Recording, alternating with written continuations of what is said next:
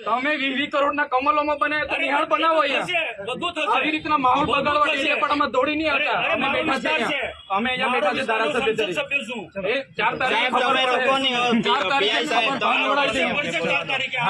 ખબર પડશે દર વખતે ટેપ પડી ગયેલી છે તમારા વિસ્તારમાં કર્યા કરો વિસ્તાર વાળા તમારે સમજવું જોઈએ દર વખતે તૂટી પડો છો તમારે સમજવું દર વખતે તૂટી પડો છો ભાન આવી જોઈએ તમને હું લોકપ્રતિનિધિ છું સાંભળો હું ધારાસભ્ય છું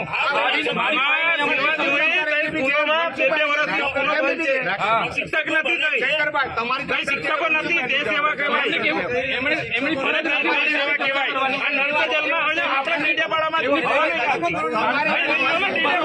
નવા ગામમાં